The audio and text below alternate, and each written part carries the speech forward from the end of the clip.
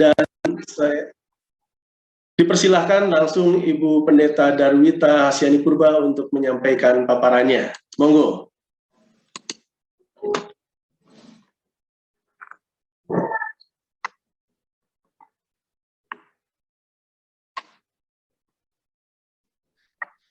Baik, selamat pagi untuk kita semua yang ada di ruang ini.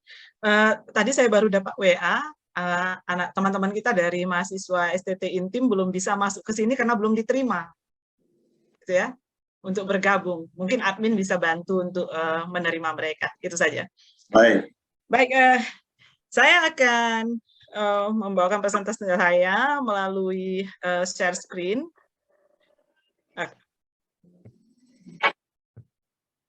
Tentu saja saya akan membicarakannya juga dengan dalam perspektif feminis dan juga sebagai orang Batak juga ya, gitu ya. Jadi saya memberikan judul yaitu Rosti Simanjuntak dan Maria Ibu Yesus, perempuan-perempuan yang mengandung. Mengandung itu adalah bahasa Batak yang artinya merata.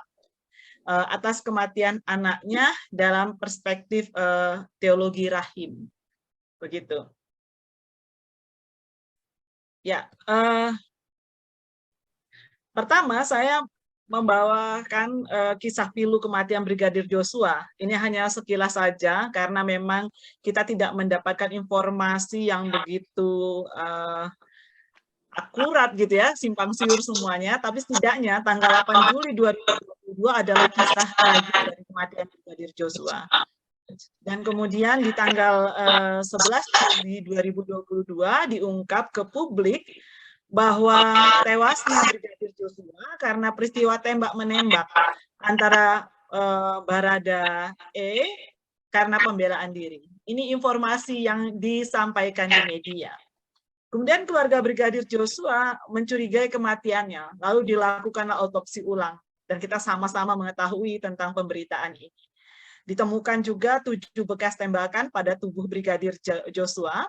Kemudian terungkap juga kabar tentang peristiwa pelecehan seksual yang dilakukan oleh Brigadir Joshua terhadap Ibu Putri, istri Verdi Sambo, namun berita ini juga masih simpang siur.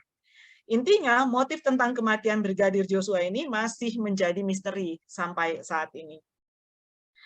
Saya akan menyampaikan bagaimana Brigadir Joshua dalam wacana masyarakat Batak. Masyarakat Batak itu memiliki sistem kekerabatan patrilineal, yaitu menurut garis keturunan bapak.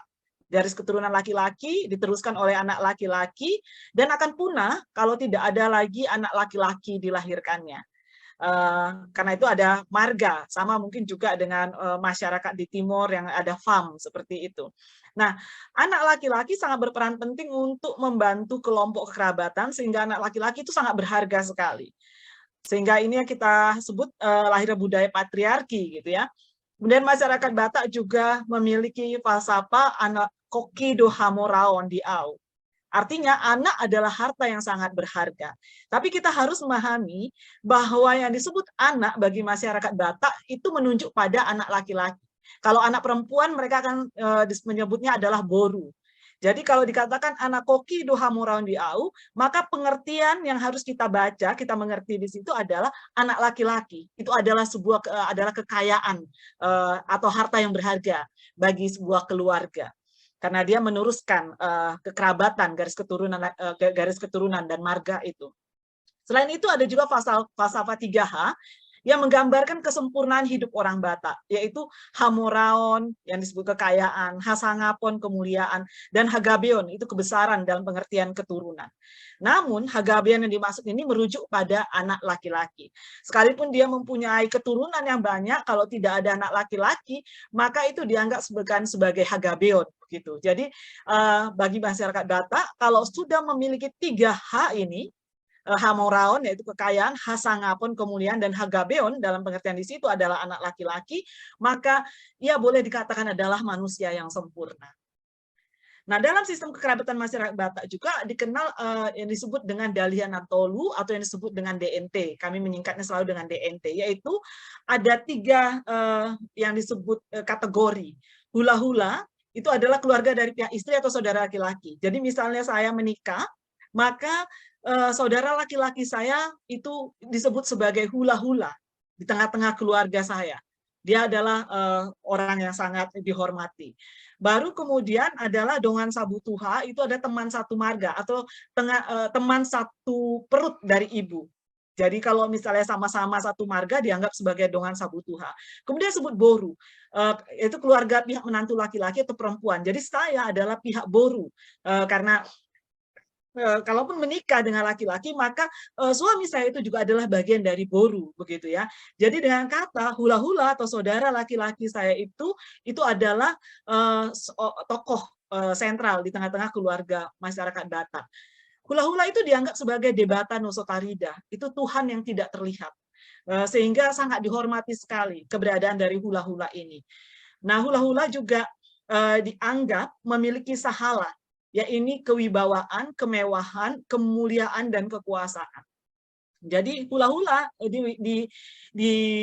dipercaya oleh masyarakat Batak itu dia memiliki sahala. Jadi dia memiliki wibawa, dia memiliki kemuliaan, kekuasaan, kemewahan, dan sebagainya. Dan kemudian anak laki-laki sulung selalu dikedepankan dalam memecahkan berbagai masalah. Dia mempunyai tanggung jawab di tengah-tengah keluarga. Juga sebagai panutan bagi semua adik-adiknya.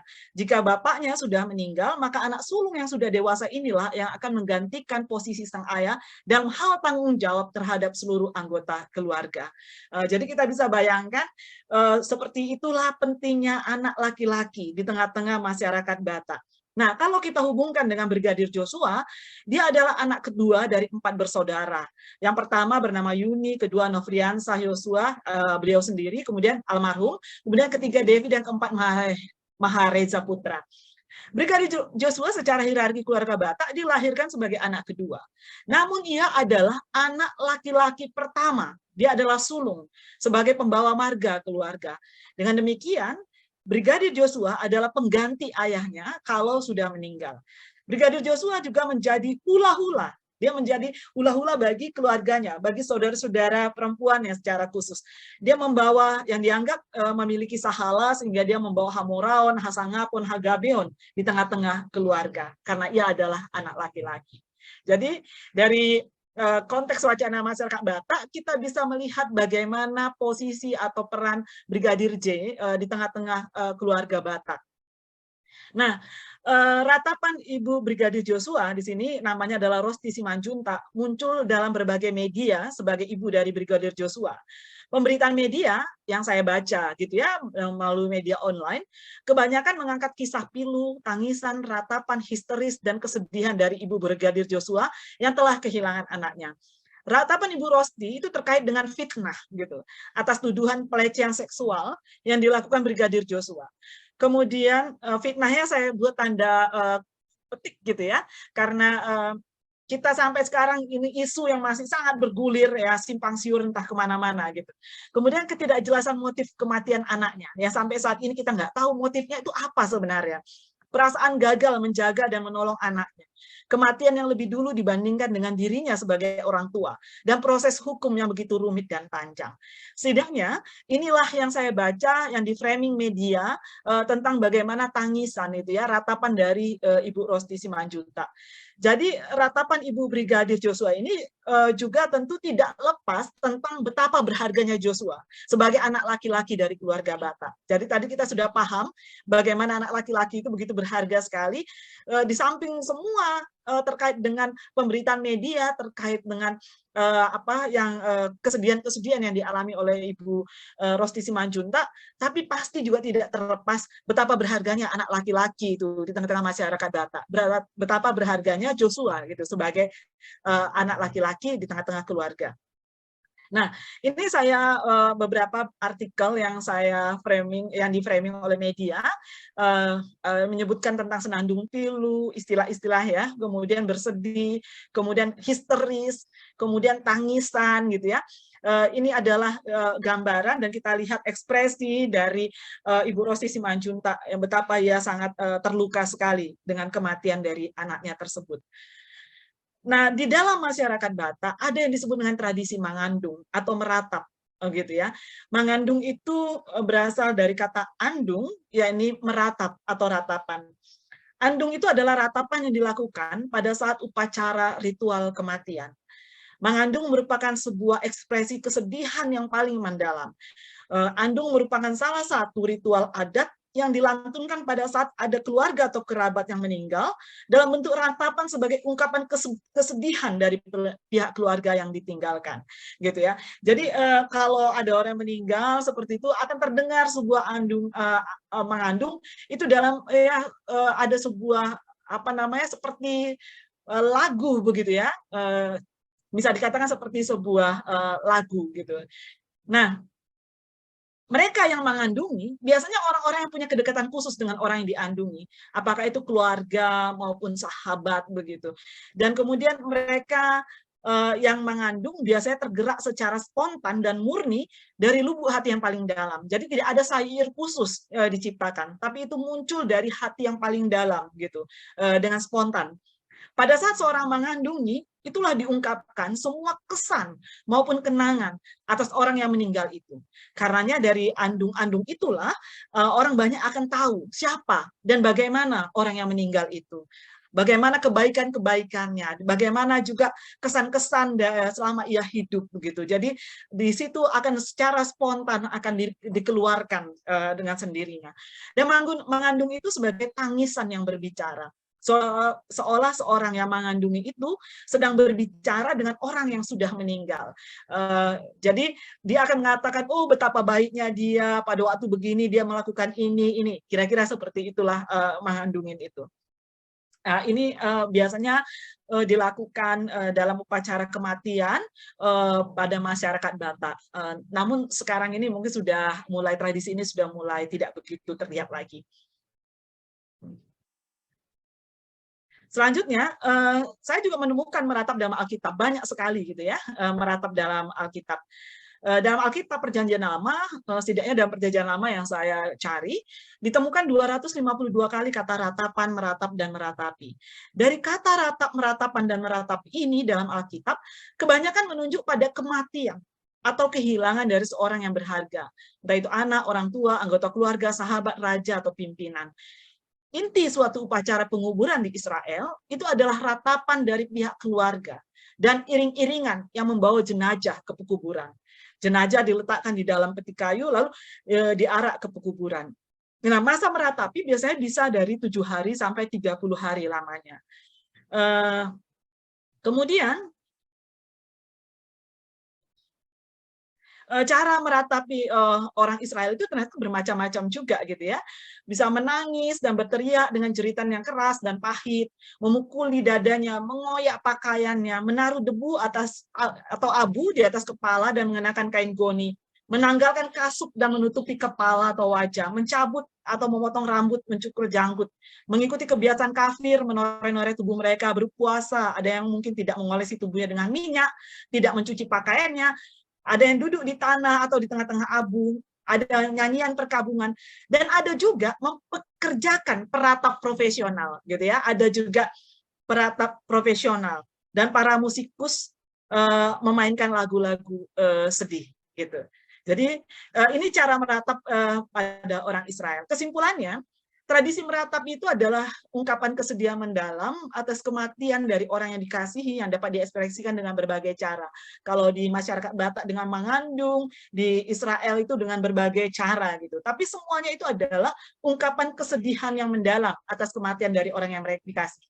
Kemudian tradisi meratap adalah cara juga menunjukkan kasih sayang terhadap orang yang meninggal.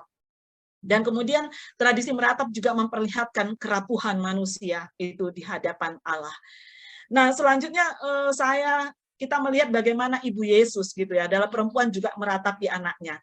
Dalam Alkitab kita temukan, namun tidak secara eksplisit tentang ratapan Ibu Yesus. Jadi kalau kita ingin mencari, men-searching dalam teks-teks Alkitab, apakah Ibu Yesus dituliskan meratapi, mungkin kita tidak menemukannya dalam Perjanjian Baru. Tapi kita menemukan hanya ada satu kata meratapi, yaitu pada kisah kematian Yesus di Lukas 23 ayat 27. Saat Yesus hendak disalibkan, maka ada para perempuan-perempuan menangisi dan meratapi dia. Lalu kemudian Yesus mengatakan, hai perempuan-perempuan Yerusalem, jangan kau menangisi aku, begitu ya. Itu dalam Lukas 23 ayat 27 tersebut. Jadi disitulah ada kata istilah meratap, menangis dan meratapi. Tidak dijelaskan apakah Maria, ibu Yesus, termasuk dalam Lukas 23 ayat 27 ini. Karena yang disebutkan di situ perempuan-perempuan Yerusalem gitu ya. Tapi imajinasi kreatif kita bisa mengarahkan bahwa selaku seorang ibu, ia pasti meratapi kemalangan dari anaknya tersebut bersama perempuan-perempuan lainnya yang mengikuti Yesus. Jadi tidak ada secara khusus mengatakan Ibu Maria ada di sana bersama perempuan-perempuan itu. Tapi imajinasi kreatif kita bisa membayangkan seorang ibu pasti dia akan bersama dengan perempuan-perempuan lainnya untuk menangisin itu, meratapi kemalangan anaknya. Dan dalam kisah kematian Yesus selalu disebutkan bahwa perempuan-perempuan terus mengikuti prosesi. Saya mengatakan prosesi karena tahap per tahap, tentang mulai dari dia diadili sampai kemudian disalibkan dan sampai di Golgota dan sebagainya. Perempuan selalu ada di sana, selalu ada di sana. Nah, perempuan-perempuan itu melihat dari kejauhan prosesi kematian dan tidak berani untuk mendekat. Kita bisa lihat Matius 27, Markus, dan Lukas. Tapi yang uniknya di dalam Matius, Markus maupun Lukas disebutkan nama 3 perempuan, Maria Magdalena, Maria ibu Yakobus, dan Salome. Lagi-lagi kita tidak menemukan nama Maria ibu Yesus. Nah, hanya dalam Injil Yohanes gitu ya, disebutkan kehadiran dengan dialog langsung secara dekat antara Maria ibu Yesus dan murid yang dikasihinya dengan Yesus. Pada waktu itu di dalam Injil Yohanes dikatakan, Yesus mengatakan, ibu inilah anakmu dan inilah ibumu. Jadi kita bisa mengimajinasikan bahwa ada dialog secara langsung pada waktu itu antara Maria ibu Yesus bersama murid yang dikasihinya itu dengan Yesus. Dialog antara ibu anak ini kita bisa membayangkan itu pasti sangat emosional dalam kepedihan. Nah, dari teks di Injil Yohanes ini, kita dapat menyimpulkan bahwa Maria, ibu Yesus itu berada dalam arak-arakan kematian Yesus dan juga menyaksikan bagaimana proses kematian anaknya disalibkan. Jadi, dari informasi yang kita dapat dari Injil Yohanes ini, kita pasti bisa membayangkan, tidak mungkin Maria tidak ada bersama perempuan-perempuannya lainnya. Pasti Maria juga ada bersama-sama dengan arak-arakan perempuan lainnya pada saat kematian Yesus. Kesimpulannya, Maria ibu Yesus juga meratap dalam kesakitan dan kepedihan mendalam atas kematian anaknya, walaupun tidak disebutkan di dalam Alkitab. Nah, kemudian ibu Yesus dan Brigadir Joshua meratapi rahim. Saya menyebutkan ini adalah meratapi rahim. Kisah ibu Yesus dan Brigadir Joshua adalah kisah ibu yang meratapi atas kematian anaknya. Ibu Yesus dan ibu Brigadir Joshua itu sama-sama kehilangan anaknya dalam kematian yang mengerikan, yaitu dibunuh. Sama-sama. Yesus dibunuh, disalibkan, Brigadir J juga dibunuh dan ditembak. Hanya perbedaannya Ibu Yesus menyaksikan secara langsung kematian anaknya, sedangkan Ibu Brigadir Joshua tidak. Dan itu mungkin juga adalah kepedihan yang mendalam. Ibu Yesus dan Ibu Brigadir Joshua itu sama-sama merasakan ketidakadilan atas kematian anaknya. Proses hukum yang tidak jelas hanya bersifat tuduhan. Ketika kita tahu kisah Yesus juga bahwa Yesus juga dituduh gitu ya atas tuduhan tersebut gitu yang kemudian akhirnya dia disalibkan. Nah, Ibu Yesus dan Ibu Brigadir Joshua adalah sama-sama seorang ibu yang melahirkan anak dari rahim mereka gitu. Saya mungkin proses mencocokkan ini ya, kita cuma hanya ingin melihat persamaan-persamaan, bukan berarti dalam upaya untuk mempersamakan begitu ya. Nah, di sini saya mencoba mengartikan rahim. Rahim adalah suatu organ tubuh yang khas dimiliki perempuan untuk melahirkan anak. Dan rahim juga bisa dimaknai sebagai tempat manusia hidup, ya, tempat manusia dihidupkan dan dibesarkan dengan kasih sayang. Karena ibu yang sedang mengandung anaknya, anak di dalam rahim, pasti dirawat, dijaga dengan penuh kasih sayang. Rahim juga dimaknai sebagai lambang dari regenerasi atau melanjutkan keturunan. Rahim adalah rumah pertama manusia sebelum menghuni dunia. Rahim adalah tempat perlindungan bagi sang anak dalam tumbuh kembangnya, tempat ia belajar pertama kali tentang kehidupan.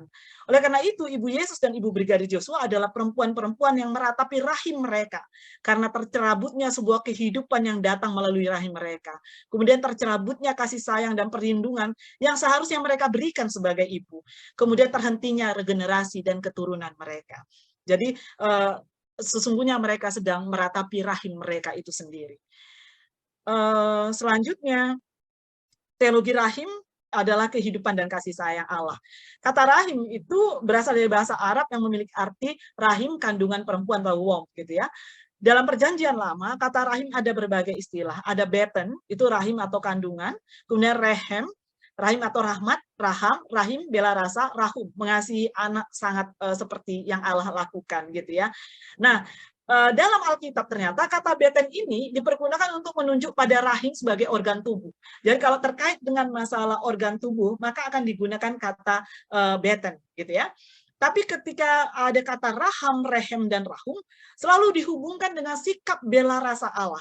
Bagaikan seorang ibu yang baik, peduli, menjaga, memelihara, dan merawat ciptaan yang lahir dari rahimnya, gitu ya. Saya mengutip ini dari tulisan Ibu Margareta dalam buku Teologi Rahim. Kemudian kata yang sejajar dengan rehem ini adalah hesed, gitu, yaitu kasih setia yang biasanya dipakai untuk Allah. Dan biasanya kata rehem dan hesed ini tidak jarang digunakan secara bersamaan, gitu. Bisa dilihat di Mazmur dan Ratapan, gitu ya. Penulis Alkitab menggunakan terminologi rahim sebagai organ tubuh perempuan untuk menjelaskan kasih Allah. Jadi menarik sekali ketika menyebut tentang kata rahim, yaitu adalah bagian tubuh perempuan, itu selalu menunjukkan dengan kasih Allah. Itu menunjukkan metafora rahim dalam Alkitab ingin menjelaskan bahwa di dalam rahim semua manusia memulai kehidupan. Dari rahim semua manusia dilahirkan. Rahim juga menggambarkan kasih yang tulus, bela rasa, dan rela berkorban.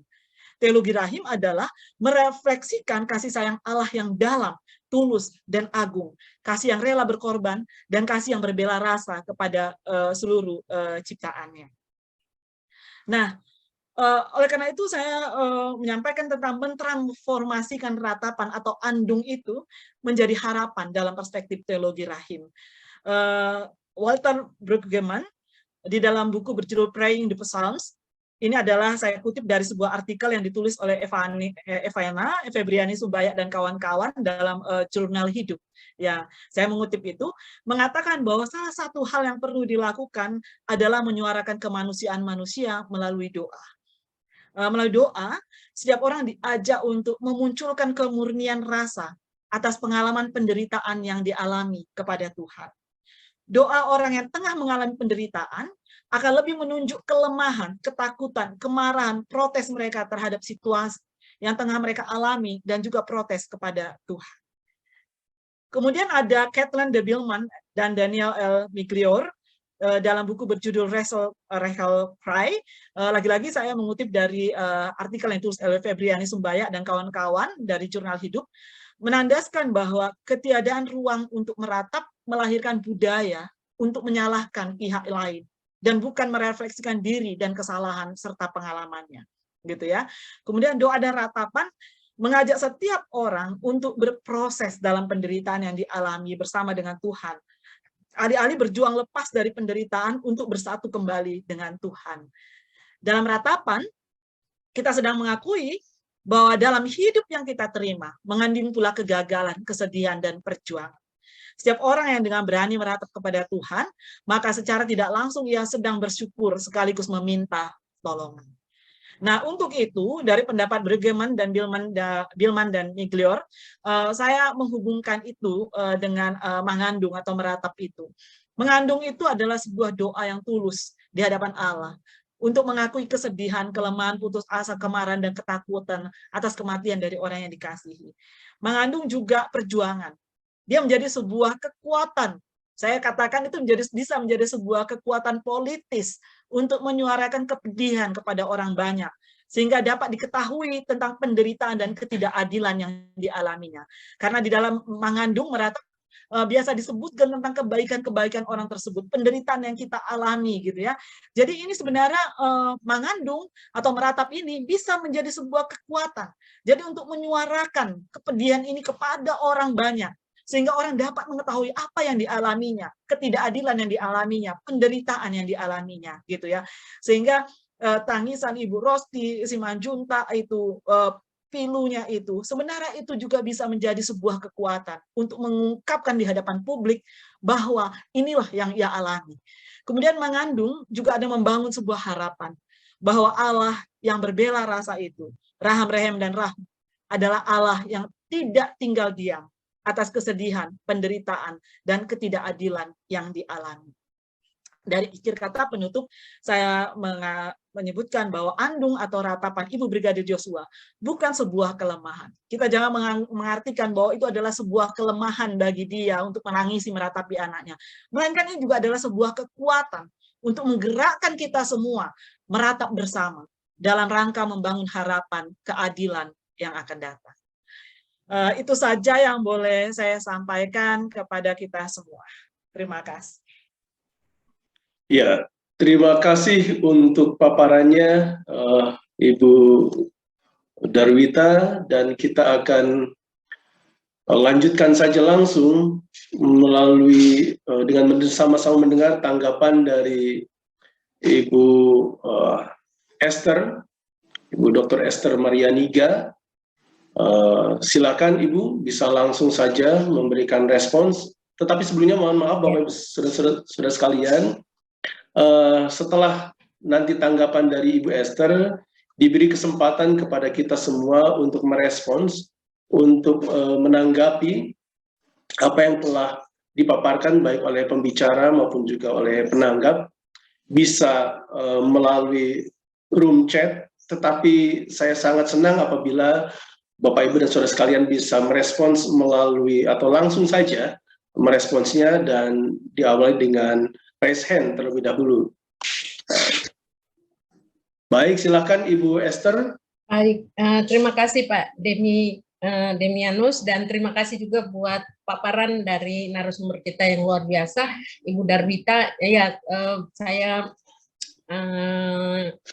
memberikan apresiasi untuk itu dan juga semua yang Ibu Darwita sampaikan. Baik, ini saya melihat ya dari perspektif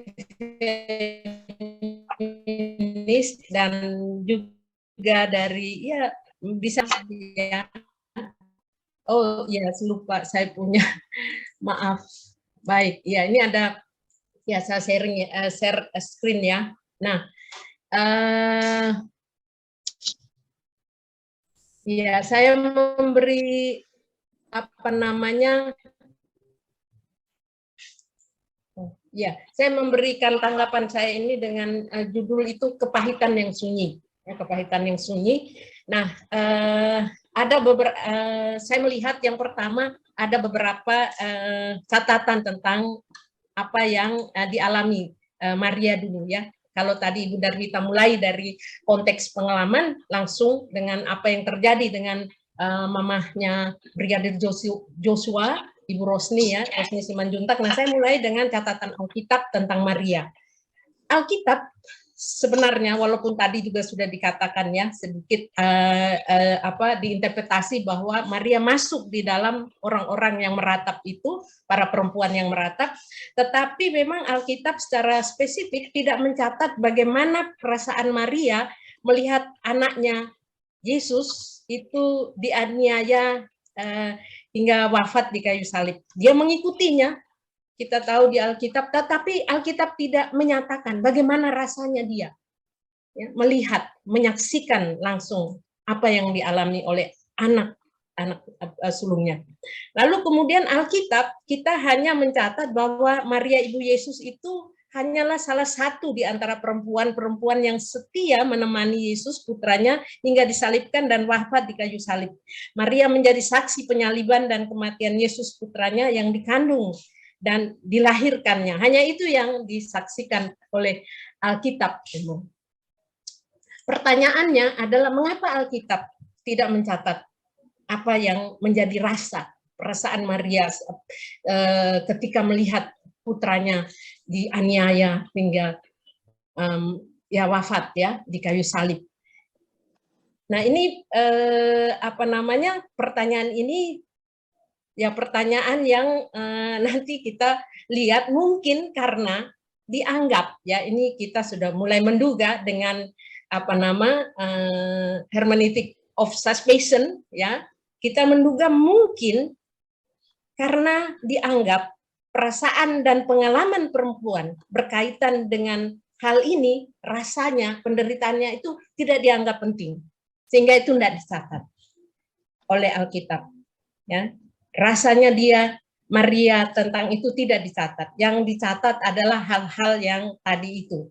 Karena ya memang kita tahu dari perspektif feminis juga bahwa memang Alkitab kita Alkitab yang sama ya, yang hasil atau produk dari suatu masyarakat yang patriarkal.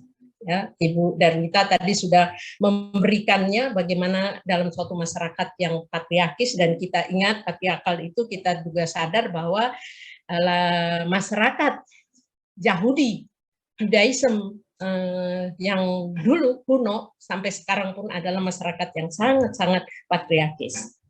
Nah, pengalaman yang dialami oleh Ibu Bunda Yesus, Ibu Maria itu sama juga kita lihat dalam peristiwa terbunuhnya ya Brigadir Joshua pada tanggal 8 Juli 2022 di rumah tadi ya, di rumah seorang irjen yang bernama Ferdi Sambo. Ini sudah menjadi semua tahu ya, kita tidak perlu saya pikir untuk menyingkat nama atau apa, karena memang itu sudah menjadi milik publik. Begitu bahkan sampai sekarang. Yang berita itu terus menyedot perhatian publik sejak kasus ini diungkapkan di publik pada tanggal 11 Juli 2022 itu. Sampai bahkan sekarang. Ya, lebih dari 2 bulan sejak peristiwa tersebut. Nah, pada awal-awal terjadinya peristiwa atau pada awal-awal diberitakan tentang peristiwa ini di publik, memang diperlihatkan bagaimana sang ibu ya, Ibu Rosni Simanjuntak menerima jenazah putra sulung ya, dalam arti anak ya, anak laki pertama sulung di sini ya, dengan teriakan histeris, tangisan, ratapan yang tiada henti. Ya, kita lihat tadi yang sudah di foto-foto yang sudah di share oleh Ibu Darwita, bagaimana kita melihat teriak tangisan bunda dari Joshua. Tetapi lama-kelamaan bagaimana kesedihan yang dirasakan Ibu Rosni tadi tidak lagi menjadi fokus berita. Lama-kelamaan berita itu mulai hilang. Apa yang menjadi fokus tidak lagi tentang kepahitan, kesedihan, pengalaman, rasa dari ibundanya. Apa dan siapa yang menjadi fokus berita kemudian dan menjadi perhatian publik kemudian sampai saat ini, justru sebaliknya.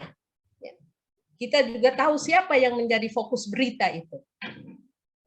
Kita sudah hilang berita tentang pengalaman ibu tadi ya. Jadi itu kenyataan. Nah, saya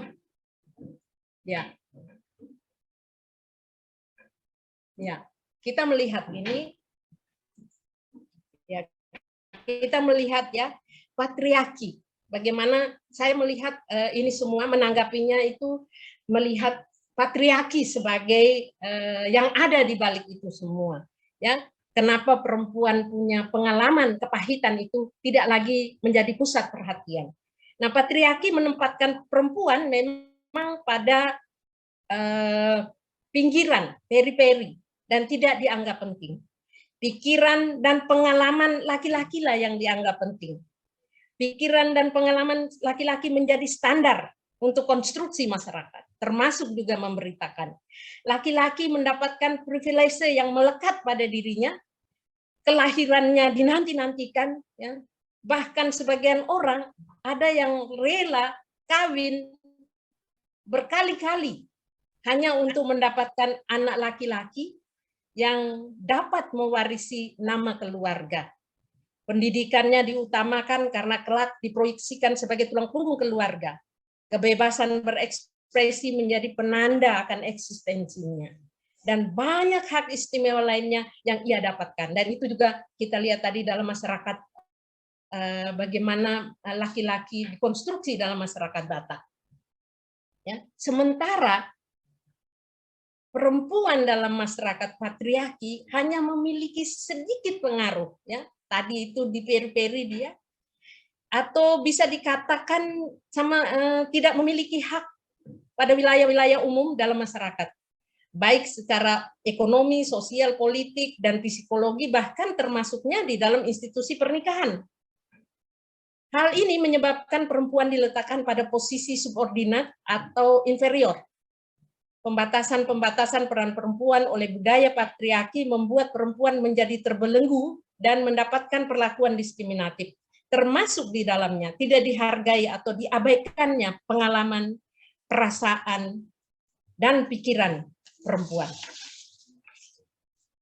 Nah, sehingga kita dapat mengerti, menurut saya, dari perspektif ini, mengapa tangisan Ibu Rosning, Ibunda Brigadir Joshua, tangisan Maria, Bunda Yesus, tidak ditulis atau tidak diperhatikan dan menjadi fokus utama pemberitaan.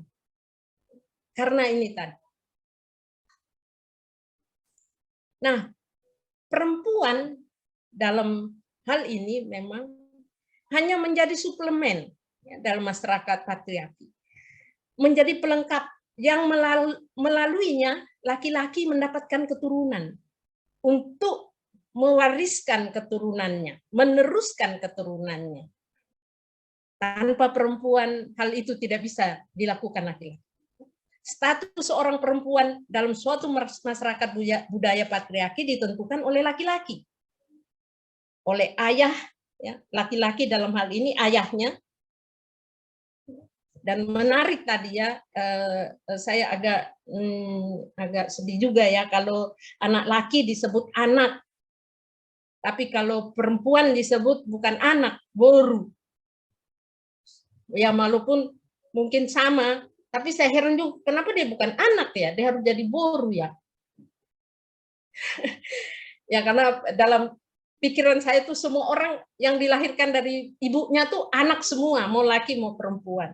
Ya. Jadi itulah hebatnya budaya kita. Ya bukan untuk ini ya, tapi menandatanya memperlihatkan saja itu.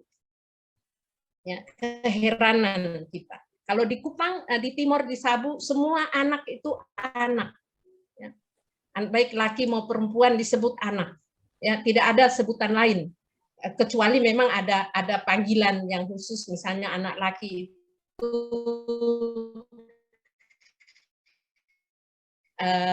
ama atau laki-laki ami perempuan gitu, tetapi tidak ada sebutan khusus. Ketika lahir perempuan disebut sebagai A, laki-laki disebut sebagai B, begitu misalnya, tidak ada. Ya, setahu saya di seluruh masyarakat NTT kayaknya begitu, tidak ada. Tapi secara dari Sabu sendiri memang tidak ada. Nah, bagi seorang ibu, ya, jadi status perempuan itu tergantung atau ditentukan oleh tadi ayah, lalu kemudian ketika dia menikah suami, dan ketika dia menjadi mama, anak laki-lakinya yang menentukan status sosial di dalam masyarakat patriarki. Tiga ini, status sosial perempuan. Nah, bagi seorang ibu, anak laki-lakinya adalah statusnya, harga dirinya, hidupnya bahkan. Karena di dalam masyarakat patriarki seperti tadi, ketika suami seorang laki-laki menginginkan anak laki-laki, dan dari istri itu dia tidak mendapatkannya, maka dia akan mencari kawin ulang-ulang beberapa perempuan untuk mendapatkan laki-laki, anak laki-laki.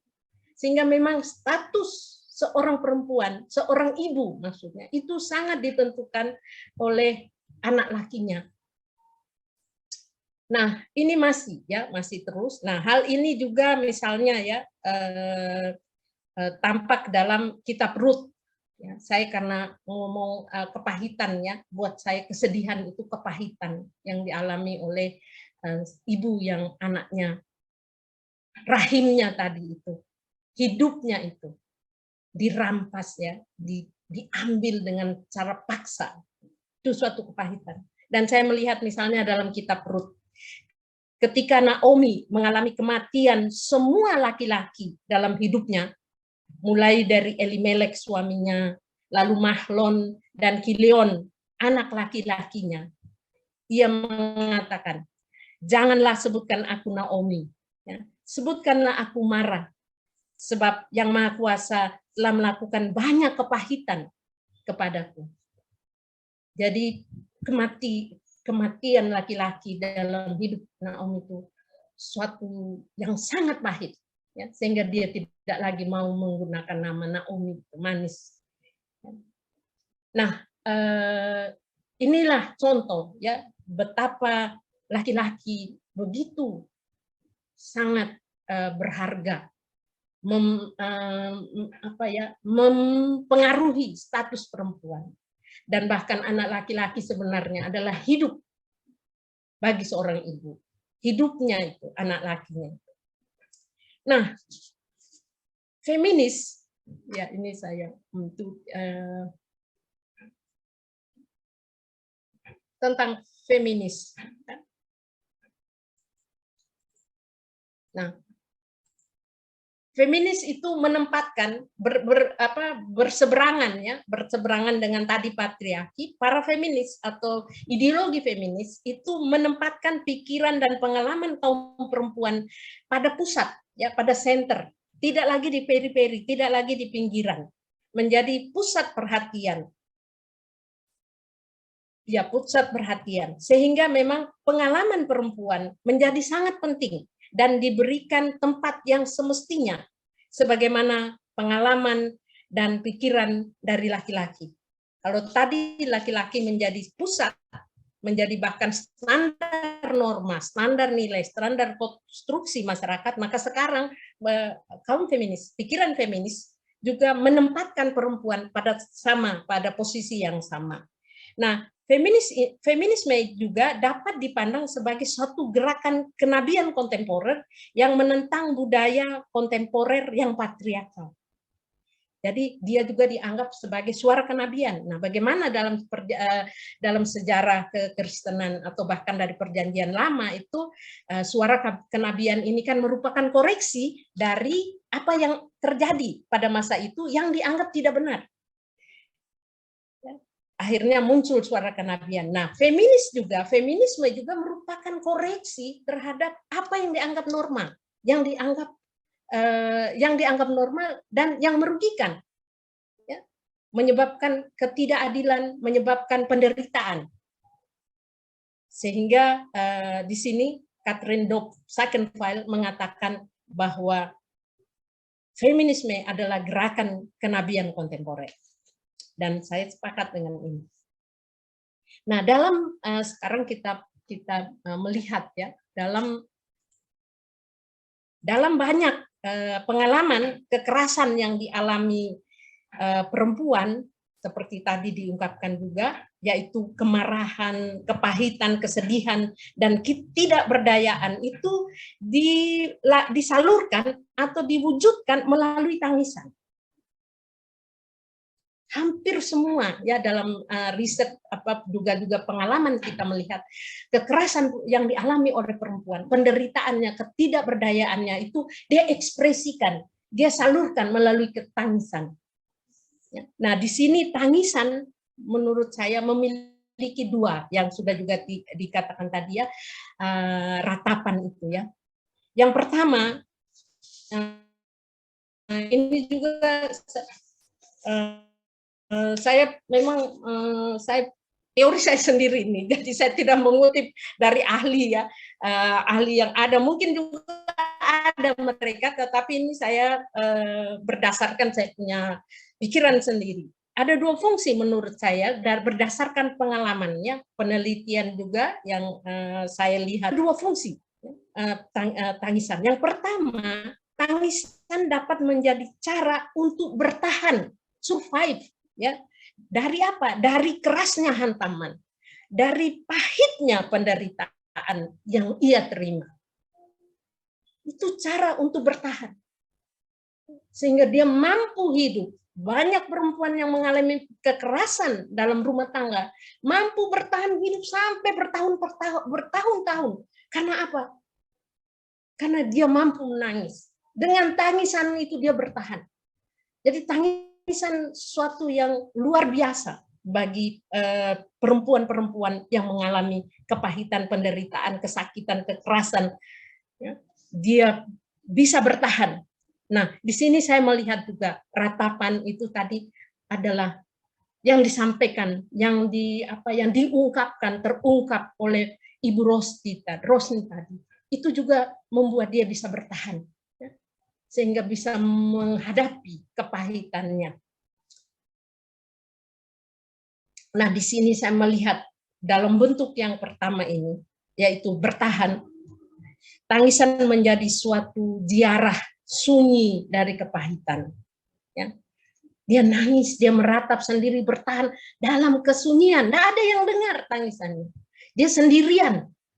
Ya. Tapi dia dengan itu dia bertahan. Dia tentu saja sebagai orang beriman, saya percaya tangisan itu dia ada bersama-sama dengan Tuhan. Dia menangis di hadapan Tuhan. Dan itu membuatnya tahan untuk hidup terus, untuk bertahan dalam penderitaan. Sehingga dia mampu untuk bertahan. Nah, dalam banyak pengalaman itu tadi, banyak perempuan mampu bertahan karena menangis ini tadi dan meratap. Nah, fungsi yang kedua saya lihat juga, dan ini juga menurut saya juga, ya saya melihat ini juga ya, teori saya juga sendiri. Nah, ini bagi saya tangisan itu adalah alat. Yang kedua, alat atau strategi untuk melawan. Melawan, jelas ini melawan. Melawan ketidakbenaran. Melawan yang membuatnya menangis. Melawan semua kuasa yang membuat dia meratap. Nah, melalui tangisan tadi, perempuan yang mengalami kekerasan dapat mentransformasikan tangisannya menjadi kekuatan untuk melawan dan merubah penderitaan dan kepahitan menjadi keadilan, menjadi harapan tadi yang Ibu Darwita omongnya. Inilah transformasi. Hanya memang tidak ada kata melawannya. Mungkin Ibu Darwita terlalu halus ya.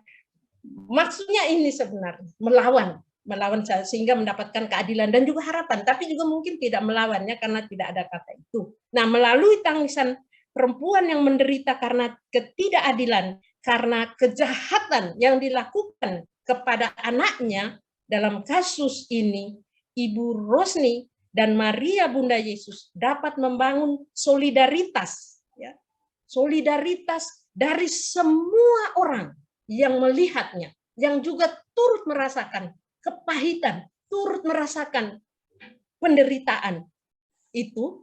Dan juga lalu kemudian dari solidaritas itu, dia mampu menggerakkan kekuatan sosial untuk menuntut keadilan atas putra mereka yang dibunuh dengan cara yang keji. Ya, seperti tadi juga. Nah, hal ini sebenarnya sudah terjadi. Misalnya dalam peristiwa dibunuhnya secara keji 3 anak perempuan Mirabal yang oleh diktator Rafael Trujillo yang berkuasa di mana Dominika pada tahun 1930 sampai dengan 1960, dan juga menjatuhkan karena apa?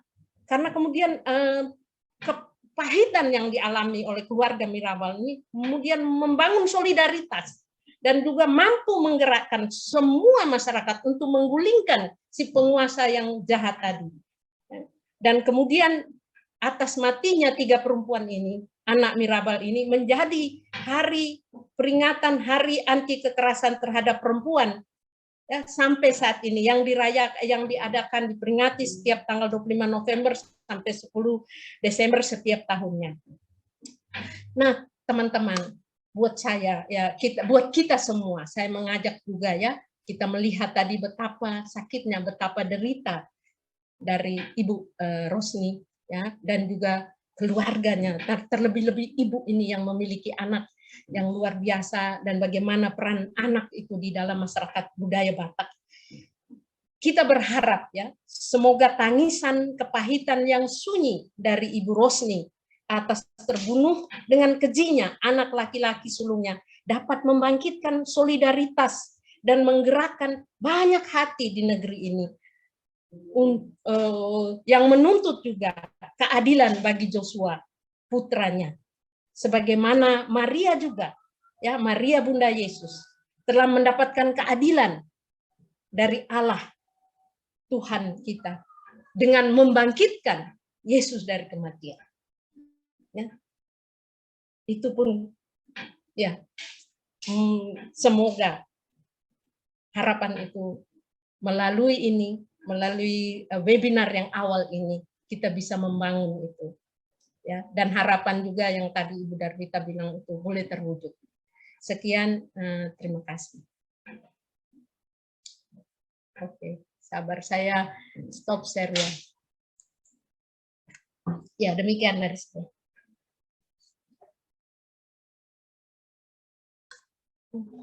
Pak Dem, masih unmute, Pak. Masih mute. Ya. Baik, terima kasih untuk Ibu Darwita dan juga Ibu Esther. Saya menggarisbawahi bahwa keduanya menekankan betapa ratapan, menangis, mengandung adalah sebuah ekspresi yang bukan hanya mengungkapkan rasa sakit, tapi juga sebenarnya memiliki kekuatan tersendiri. Bisa menjadi kekuatan untuk mentransformasi sebuah keadaan untuk sebuah keadilan. Hanya tadi Ibu Esther juga mengungkap bahwa tampaknya dalam kasus yang hangat kita bicarakan ini, ratapan yang dalam kediaman, dalam diamnya ibunda dari almarhum Saudara Joshua itu seolah terabaikan dan dianggap ya dikesampingkan, mungkin karena masyarakat kita adalah masyarakat yang melihat bahwa itu adalah sesuatu yang lemah, tidak berdaya, dan seterusnya. Nah, baik Bapak Ibu dan Saudara sekalian, diberi kesempatan bagi kita semua untuk menanggapi, boleh bertanya, boleh merespons apa yang telah dipaparkan oleh Ibu Darwita maupun juga Ibu Esther. Bisa ditulis melalui kolom chat, tetapi saya sangat senang apabila Bapak Ibu dan Saudara sekalian bisa langsung menyampaikannya. Ya, Bapak Rikson, kemudian Bapak Suyoto, dua itu, oh ya, Pak Joni tidak raise hand tapi dia angkat tangan langsung ya. Jadi Pak Rikson, Bapak Suyoto, kemudian Pak Joni Abednego yang akan menyampaikan tanggapannya. Silakan, saya beri kesempatan Bapak Rikson terlebih dahulu. Monggo, Pak. Terima kasih, Pak. Saya ingin bertanya sama para pembicara. Saya pernah mengingat Tuhan Yesus pernah berkata kepada murid-muridnya dan juga audiens waktu dia mengajar, dikatakan jangan cepat-cepat menghakimi ataupun menilai sesuatu peristiwa ketika ada menara yang rubuh dan menimpa dan beberapa yang meninggal. Pertanyaan saya, bagaimana kira-kira tanggapan para pembicara tentang peristiwa Brigadir Joshua ini? Apa yang bisa dipelajari baik oleh keluarga maupun kita, anak-anak Tuhan, yang ikut sama-sama menderita dalam peristiwa ini? Terima kasih banyak. Baik, terima kasih Pak Rikson, jelas sekali bagaimana kita menyikapi pandangan, jangan buru-buru menghakimi dengan konteks yang ada saat ini. Terima kasih Pak Rikson. Sekarang Pak Suyoto, silahkan. Baik Pak, apakah suara saya kedengaran? Iya, terdengar tapi agak halus Pak, boleh agak sedikit kencang Pak. Apakah sudah kedengaran Pak? Ji, sampun Pak, monggo. Ya, Saya mau bertanya dua hal yang saya tanyakan. Pertama, terkait dengan Kurang pengadilan. kencang Pak Yoto. Gimana Bu? Sudah kedengaran Kurang Bu? keras, lebih dekat lagi mic-nya, anunya. Apakah masih? Jelas. Iya, agak sayup-sayup Pak suaranya Pak. Ini padahal sudah saya loudspeaker-nya sudah saya buat. Ya, coba saja Pak, disampaikan saja. Ya, ya. Yang pertama terkait dengan pengadilan, Pak. Maksudnya pengadilan di ranah struktur hukum kita. Saya melihatnya apakah sudah bersalah. Saya melihatnya ini adalah pengadilan yang di tengah-tengah ketidakadilan. Maksudnya begini, bahwa ketika ada kasus-kasus yang menimpa orang-orang kecil, kelihatannya pengadilannya berjalan dalam tanda petik sesuai dengan prosedur. Tetapi ketika pengadilan dilakukan kepada orang-orang yang punya kuasa, ini saya melihatnya tidak dilakukan sesuai prosedur. Nah, saya melihat juga ini di dalam kasus Brigadir Joshua ini, saya melihat ada berbagai isu yang dikembangkan justru untuk memberatkan Brigadir Joshua. Sehingga ratapan dari Ibu Rosti Simanjuntak itu seperti tadi sudah dipaparkan oleh para narasumber kita, baik Ibu Devita maupun Ibu Esther, itu tenggelam.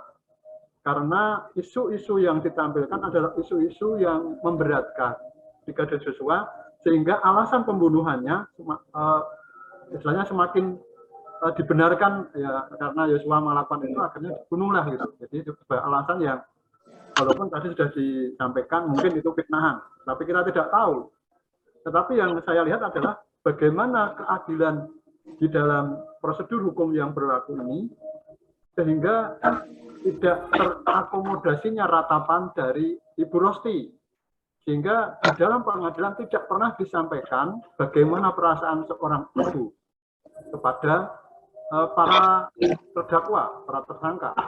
Dan itu tidak menjadi bahan acuan untuk menjatuhkan hukuman kepada Brigadir Sambo dan kawan-kawan. Itu yang pertama.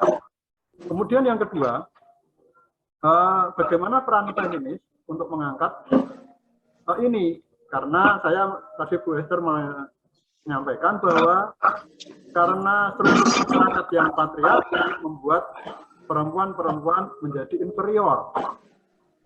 Sehingga kalau saya melihatnya, perempuan yang inferior ini mengalami citra diri yang rusak. Imago Dei-nya sudah tidak lagi menjadi imago Dei yang masuk yang Tuhan mau. Nah, bagaimana peran perempuan atau dalam hal ini teologi feminis untuk mengusung atau mengusulkan mentransformasi struktur masyarakat, walaupun saya tahu mungkin tidak mudah.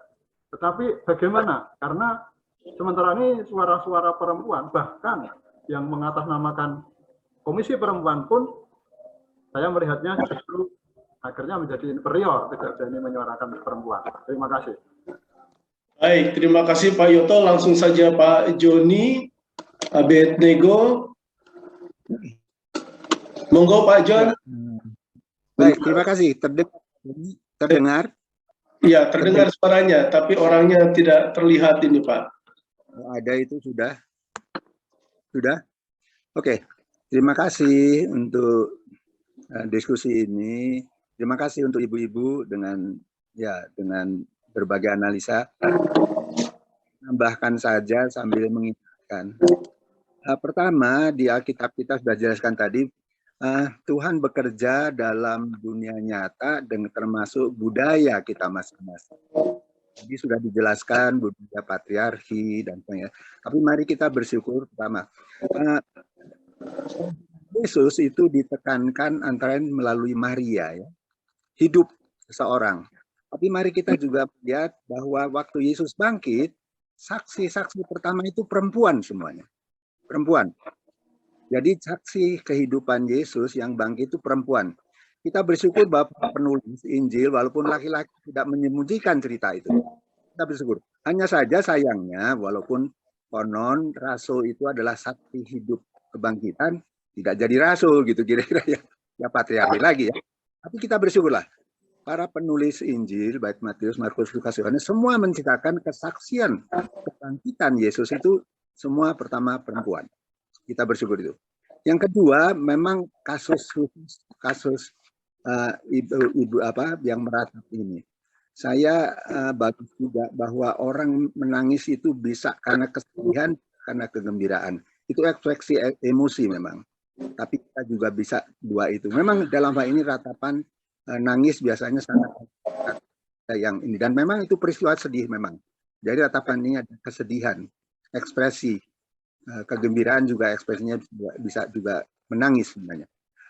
Yang berikutnya kita tahu yang terakhir Bapak tadi, dengan peristiwa ini semua kita ternyata terjebak. Pak Mahfud MD mengakui itu pengacara hukum yang terkenal itu yang Tong Tapanuli menyadari hukum di Indonesia tajam ke bawah, tumpul ke atas. Itu sudah diakui. Itu sebabnya saya percaya melalui peristiwa Pak Sambo ini yang kita ikuti dan dengan korbannya Pak Yuswa ini akan membawa, harap membawa Indonesia negara hukum dan yang kenyataan power dan korup. Pak John, suaranya agak kurang terdengar, atau kamu saya? Karena ada suara-suara di belakangnya, Pak John. Enggak ada. Oh, enggak. Oke. Mungkin yang lain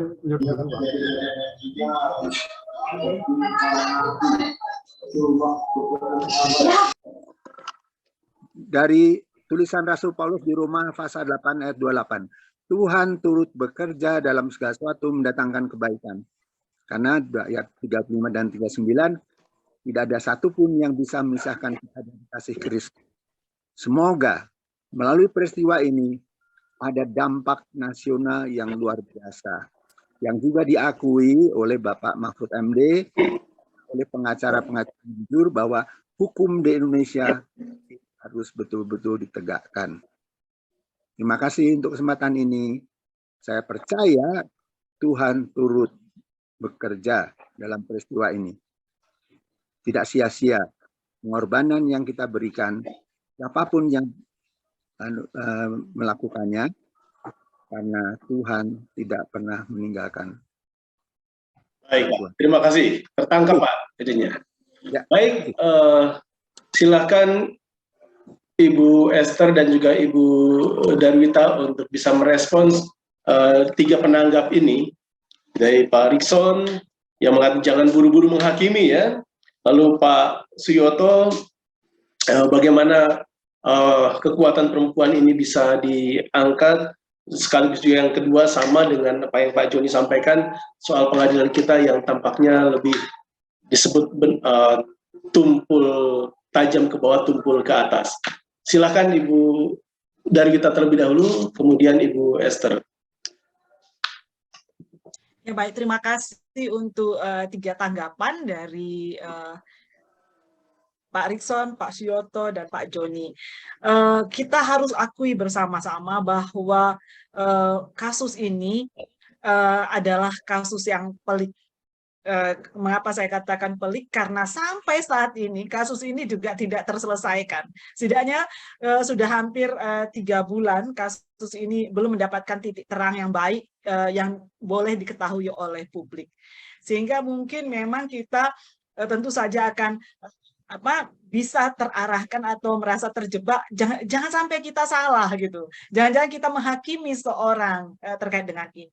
Tetapi kita, saya pikir sedang memfokuskan tentang adalah tangisan gitu ya, tentang masalah ratapan seorang ibu. Seorang ibu yang anaknya meninggal dan kita tahu itu adalah dibunuh, artinya bukan mati secara wajar gitu ya, tapi dia dibunuh gitu. Entah itu adalah benar atau salah yang ada beredar berita yang di tengah-tengah publik, setidaknya keadilan itu diwujudkan melalui terbuktinya kasus ini.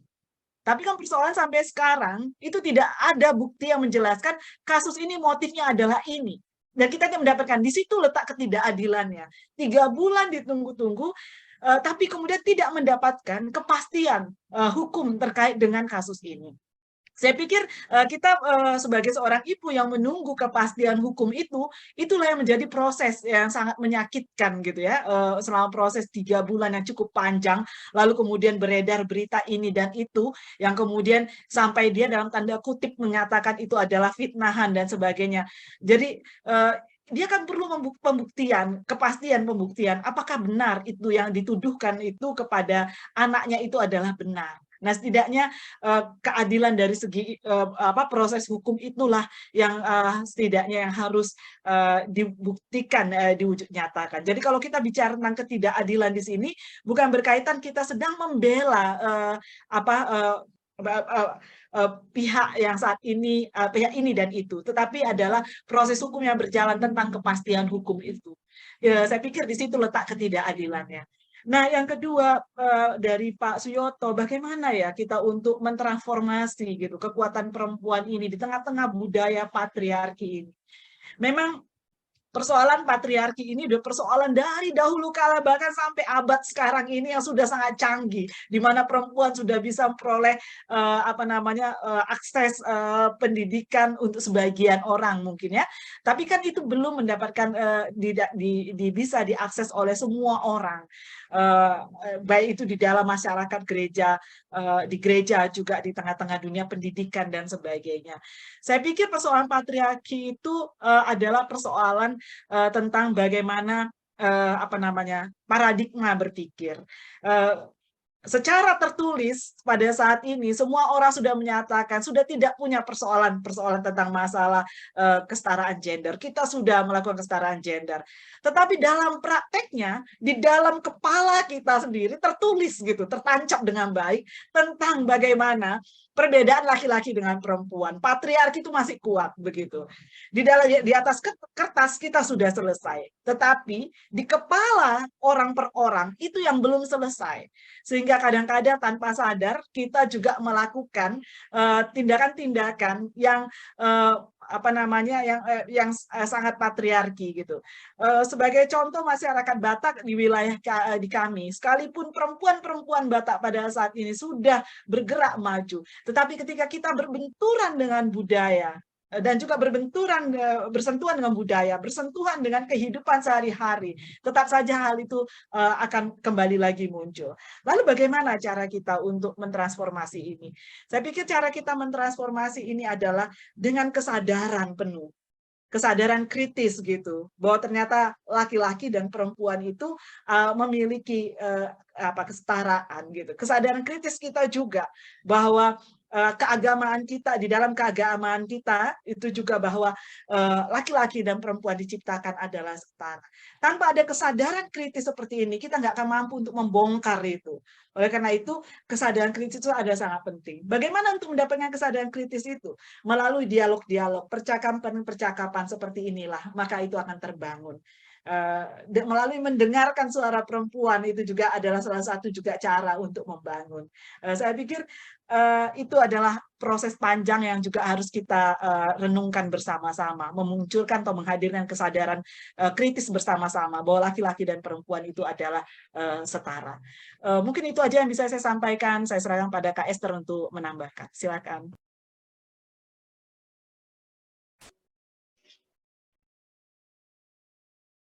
Langsung ya Pak Demian. Ya langsung saja Ibu. Silakan. Saya langsung dari belakang juga karena ini supaya nyambung. Jadi menjawab yang tadi itu ya, meneruskan lagi, menambahkan seperti tadi Pak ya, pertanyaan Pak Yoto bagaimana kita melanjutkan ini kan meneruskan itu. Nah, itu tadi melalui membangun kesadaran kritis ya, dan itu yang paling institusi yang paling signifikan untuk melakukan ini melalui institusi pendidikan. Karena membangun kesadaran kritis itu memang bagusnya atau tepatnya efisiennya melalui lembaga pendidikan. Dan itu sudah dilakukan oleh seluruh sekolah-sekolah teologi yang anggota Persetia. sejak kalau saya tidak salah itu ya Wit ya, sejak tahun 80-an ya, atau ya 80-an awal itu sudah ada di kurikulum itu mengharuskan, atau 80-an pertengahan itu diharuskan sekolah teologi anggota Persetia itu di dalam kurikulum mereka ada mata kuliah teologi feminis misalnya, hermeneutik feminis, kesadaran gender, ya, untuk membangun kesadaran kritis ini. Tanpa itu tidak bisa, ya. Lalu kemudian di lembaga-lembaga seperti Perwati misalnya, Persekutuan Perempuan Berpendidikan Teologi, mulai juga dibangun tradisi mengembangkan teologi dari pengalaman perempuan khusus dalam konteks di Indonesia. Melalui jurnal, ya, mereka Perwati punya jurnal, Sofia namanya, juga melalui pelatihan-pelatihan, ya, training pelatihan membaca Alkitab dengan mata baru. Terus ada lagi banyak ya, Ibu Darwita tadi belum menjelaskan, tapi banyak kegiatannya sekarang itu Perwati memberi pelatihan kepada pendeta-pendeta perempuan dan juga bahkan pendeta laki-laki. Saya ingat nanti ada Ibu Rosmalia di sini, ada Ibu Indri. Kami juga sudah melakukan itu di gereja-gereja, pendeta-pendeta laki-laki maupun perempuan diberikan training pelatihan untuk membangun kesadaran kritis tentang masalah ini begitu. Ya Pak, ya jadi ini sudah terus berlanjut dan sama seperti itu, tidak langsung mudah langsung seperti membuka telapak tangan begitu, karena ini perubahan sosial, perubahan pola pikir yang sudah memang tertanam berabad-abad, ya. Jadi tidak mungkin hanya dalam tempo sekian masa. Oke, itu yang saya melanjutkan ya. Terus kemudian yang berikut tentang tadi kita seolah-olah saya juga menegaskan lagi ya apa yang Ibu Darwita katakan, kami memang memilih topik itu ya. STT Abdiel memilih topik ini juga, pilihan ini juga kita bisa lihat dari mana pilihan ini juga berdasarkan juga keberpihakan kita kepada tangisan kepada perempuan begitu. Jadi memang dengan perspektif feminis topik ini juga sudah diangkat ya. Kami mau mengangkat ke tengah penderitaan seorang ibu yang anaknya direnggut nyawanya begitu. Jadi kami tidak menghakimi siapapun di sini, tapi kami mau mengajak kita semua melihat apa yang hilang, yang kemudian sudah tidak lagi diperhatikan, sudah dipinggirkan, yaitu perasaan ibunya. Ya, bagaimana sebenarnya anak laki-laki dan bahkan juga ya anak semua itu dari seorang ibu yang melahirkannya, yang mengandungnya selama 9 bulan, lalu melahirkan dan merawatnya. Lalu ketika dia sudah luar biasa, sudah brigadir ya, tiba-tiba terbunuh. Apa rasanya? Nah itu yang kita mau mengajak, supaya kita menjadikan rasa perempuan, kepahitan perempuan itu, penderitaan perempuan akibat kekerasan yang dialami, bukan saja oleh anaknya, tetapi dirinya sendiri. Karena tadi kita ingat ya, teologi rahim, kematian itu, anak itu adalah kematian rahimnya sendiri. Dicerabut kehidupan. Perempuan ini kan adalah sumber kehidupan. Dan hidup yang sudah dia kasih itu dicabut dari dirinya. Betapa rasanya. Nah kami mau mengangkat teman-teman, melihat ini. Ya, kita tidak kita tidak membahas ini dengan perspektif hukum atau keadilan dalam hukum dan seterusnya. Jadi saya mau mengajak kita lagi, ya kita membawa lihat ini dari perspektif feminis begitu kasus ini. Dan menurut saya baru STT Abdiel yang melihat mengangkat topik tentang tangisan mamahnya Brigadir Joshua ini menjadi topik untuk kita bahas, kita refleksikan secara teologis, ya. Baru STT Abdiel, dan ini menurut saya, ya menurut kami sebagai dosen STT Abdiel dan juga lembaga ini merasa ini sudahlah pemberitaan firman Injil yang menjadi juga tugas kami sudah beritakan, paling tidak satu kecil ini gitu, ya. Bapak Ibu semua. Jadi kita kembali, kita tidak mau ngomong hukum. Mungkin nanti kalau ada fakultas hukum kita bahas dari sisi hukumnya atau apa. Tapi seperti yang Ibu Darwita juga bilang, itulah supaya kita juga semakin kenal bagaimana perspektif feminis melihat realitas dan mengangkat apa yang terpinggirkan itu menjadi pusat perhatian kita, pusat keprihatinan kita untuk juga ya kita perjuangkan begitu. Dari saya pikir saya cukup ya. Ya, terima kasih Pak Dem. Baik. Saya kembalikan. Ya, ada beberapa catatan di kolom chat. Nanti akan saya bacakan juga. Tetapi sebelum membacakan apa yang ada di kolom chat, saya juga ingin sedikit menambahkan bahwa percakapan kita siang hari ini lebih berfokus pada bagaimana mengangkat suara perempuan, suara seorang ibu yang mungkin diam, yang tidak terdengar dari perspektif teologi feminis, dan tidak dalam kerangka untuk membahas dari proses hukum yang sedang berlangsung, karena biarlah itu punya jalannya sendiri. Itu yang pertama. Lalu yang kedua, ini saya juga ada sebuah titipan pertanyaan untuk kedua narasumber terkait dengan mengandung ini ya, soal meratap ini, yang memang diakui sebagai kekuatan sebenarnya, kekuatan yang diam tetapi bisa menggerakkan banyak hal. Nah, pertanyaannya, apakah tidak mungkin bahwa kekuatan dari perempuan yang dengan ratapannya ini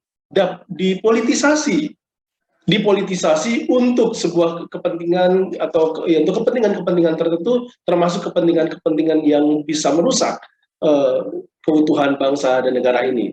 Itu pertanyaannya. Dan saya lanjutkan dengan catatan yang ada di kolom chat. Saya bacakan saja, meskipun saya agak kurang nyaman membacanya, karena ya semua dengan dua sisinya pun disebut maaf, kentut ya. Mohon maaf, tak terkecuali di sana disebutkan demikian.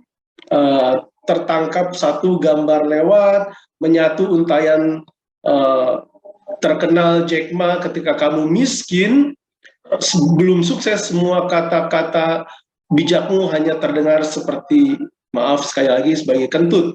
Tetapi ketika kamu kaya dan sukses, kentutmu terdengar sangat bijak dan menginspirasi. Apakah ini selalu benar? Dari sisi pencetus untayan pengalaman adalah guru terbaik. Memang bila sudah masyhur dan kaya, tentu bagaikan gula, semut mengitari, tapi bila posisi jelas di bawah, walau baik dan benar, mungkin didengar pun tak akan pernah, bahkan roda bisa diputar dan bisa berbalik arah, jadi dianggap jelek dan salah. Akankah pendapat semua sama? Tentu tergantung fokus dari ibu atau Nona Maria Setiawati. Lalu yang berikutnya, ya ini Cacuk, saya tahu ini namanya Ebi ini kalau tidak salah ini, pakai namanya Cacuk. Guyonan, kita ingin mencari keadilan, jika kita ingin mencari keadilan, kita perlu ke kuburan, besar kemungkinan keadilan telah mati. Hanya saja sejauh mana ratapan seorang ibu dapat menuntut keadilan, atau ratapan hanya memunculkan, atau hanya sekadar memunculkan rasa simpati saja. Jadi ya apakah ratapan ini hanya akan kemudian berakhir dengan sebuah simpati saja, tapi justru tadi yang menitip saya lagi sebaliknya, jangan-jangan justru malah ratapan ini bisa menjadi kekuatan yang dapat dipolitisasi untuk kepentingan-kepentingan tertentu. Baik, silahkan. Boleh Ibu Esther dulu, baru kemudian Ibu Darwita. Silakan.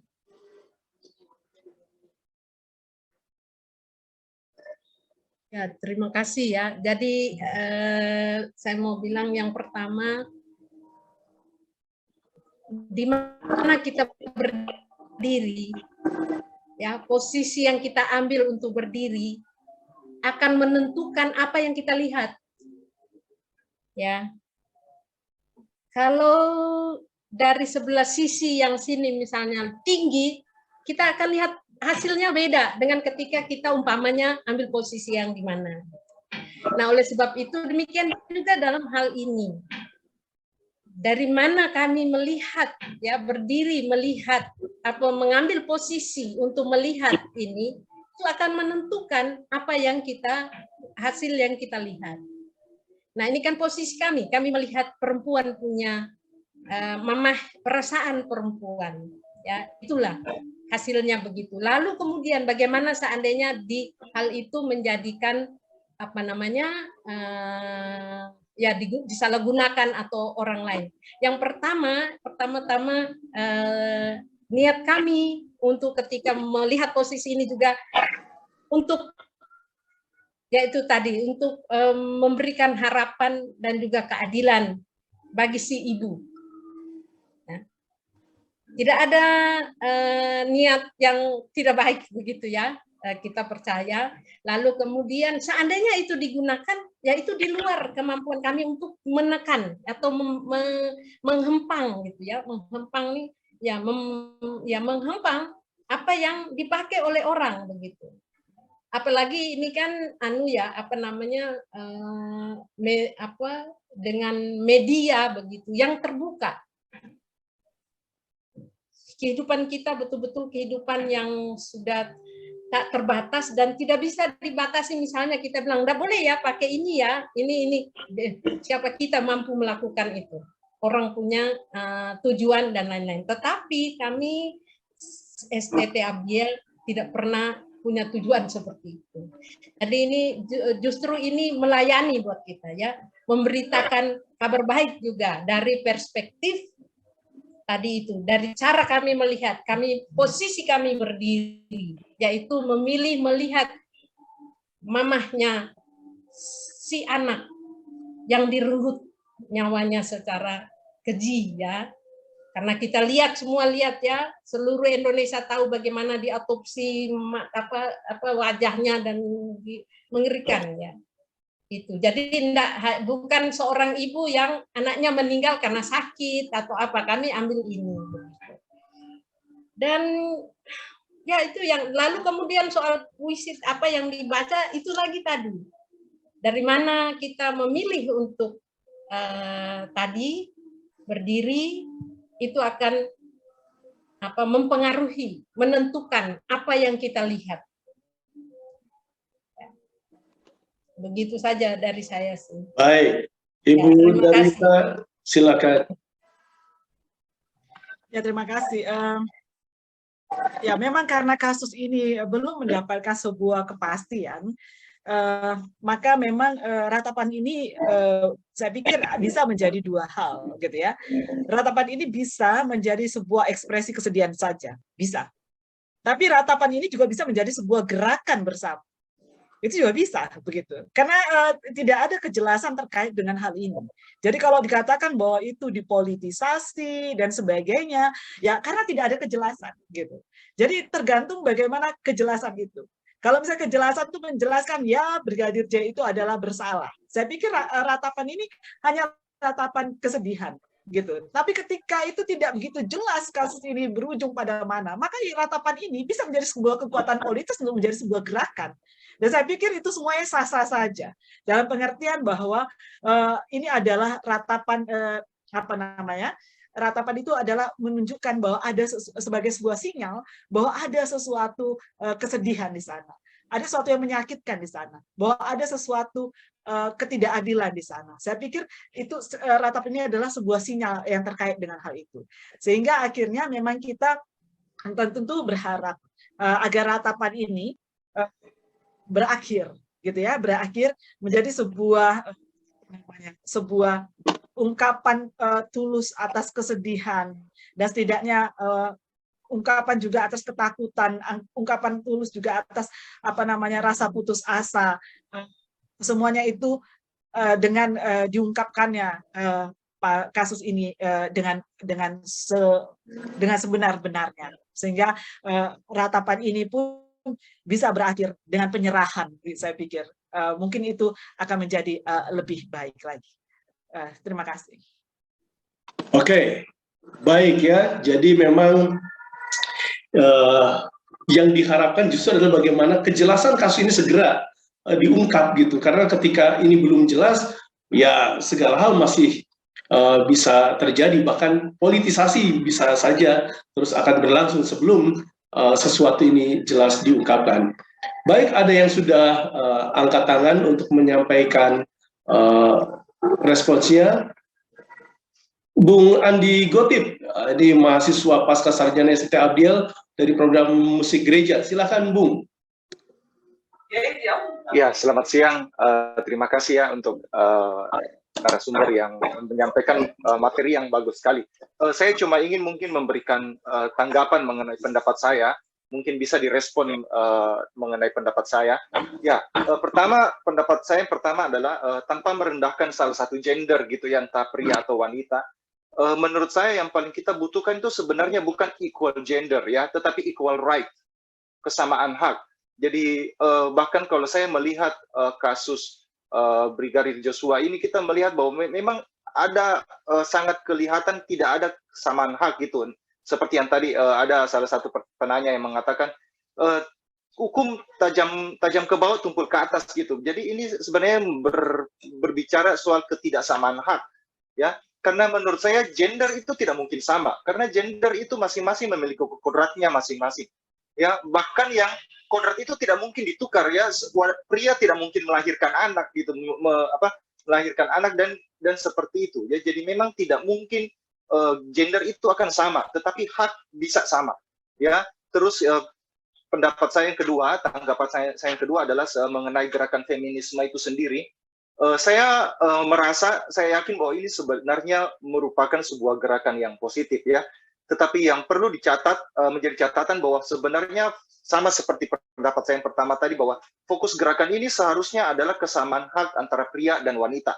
Ya, jadi yang perlu saya melihat, saya pernah membaca artikel yang menunjukkan bahwa gerakan feminisme ini akhirnya bablas begitu ya. Jadi bukan lagi memperjuangkan kesamaan hak pria dan wanita, tetapi justru jadi sebuah gerakan yang mengagungkan gender wanita dan merendahkan gender pria. Ya, jadi ini sedikit tanggapan untuk saya, mungkin bisa direspon mengenai pendapat saya. Terima kasih. Sebelum direspon, rupanya ada yang mau bertanya lagi. Ibu Dwi Atni, boleh langsung saja.